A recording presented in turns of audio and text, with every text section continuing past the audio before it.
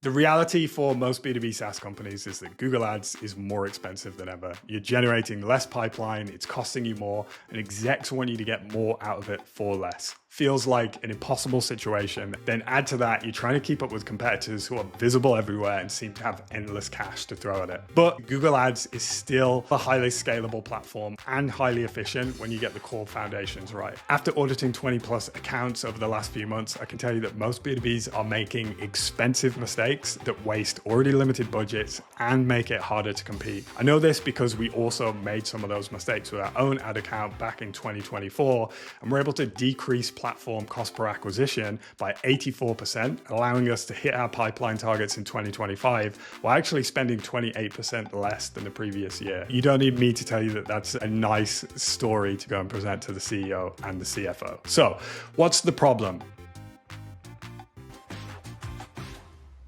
The big problem, number one, this is the most important of them all to get right. So if you don't do anything else that I talk about on this podcast, do this one. They don't have offline conversion tracking or server-side conversion tracking in place. This essentially means that they have a data black hole about what's actually driving pipeline and revenue from their Google Ads accounts.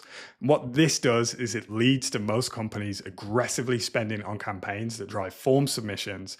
But without that pipeline filter, most of those leads are trash, and then sales ends up on your case asking why the lead quality is so bad. These two tracking essentials are more important than anything else in the account. With that infrastructure in place, Google is then going to be able to send that pipeline and revenue data back into the ad platforms so that you can make data-driven decisions to push spend where it's actually going to drive business growth. Now, number two, they're obsessed with brand protection. I am literally on a tirade against brand protection campaigns this year. One client I audited last month was spending 80% of their budget on their own brand name, just trying to prevent competitors from stealing their clicks. For most businesses, this is a complete waste of time. So if you remember how I told you we decreased Google Ads CAC last year, one of the ways that we did that was by killing all of our brand name keyword campaigns. So we don't run any brand protection. Not only did it not affect holistic pipeline acquisition, but it actually allowed us to push spend into non-brand keywords to acquire buyers who weren't already brand aware. Now, I'm not saying you should completely shut off your branded search campaigns, but you should at least run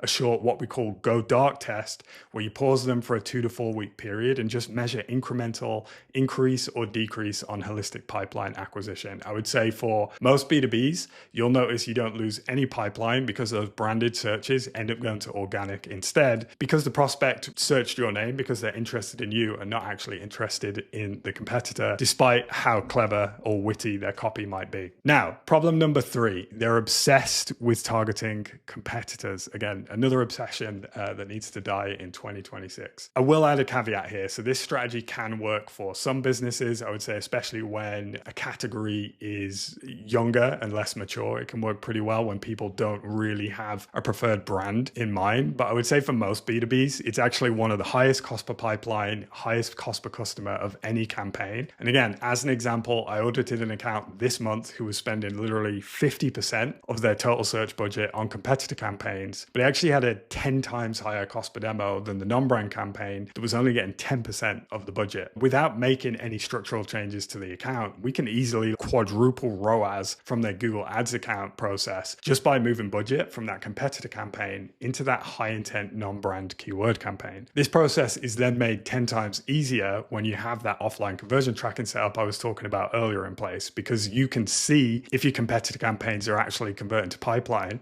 which is the only reason to keep them on. Even better is if they're converting to revenue too, because sometimes we'll see that they convert to pipeline, but are just not converting to revenue. And actually for most businesses, they're not. And so the few leads that do are way more expensive than if they just use that budget on non-brand keywords. Now, number four, another big one. I guess they're all big ones, but they're targeting way too many low intent keywords. So as an example, the audit above I talked about, 25% of spend was going to keywords with no conversion to pipeline.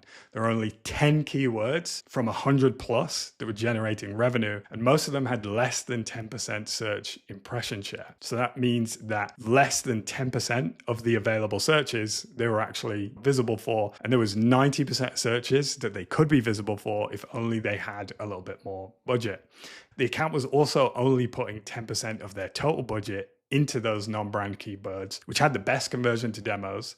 And then 25% of that, 10% was being wasted on irrelevant search terms. So the easiest fix was to cut all those low intent keywords and maximize the search impression share on the 10 high intent keywords. So they got more impressions, clicks, and pipeline for the lowest cost, and where it's going to actually drive business growth. So I estimated we could take their account from a 2 overall ROAS to an 8 overall ROAS just with those structural changes, without even need to do any keyword research, rewrite landing pages, or optimize the ads. All of that additional stuff will just make what's already working even better.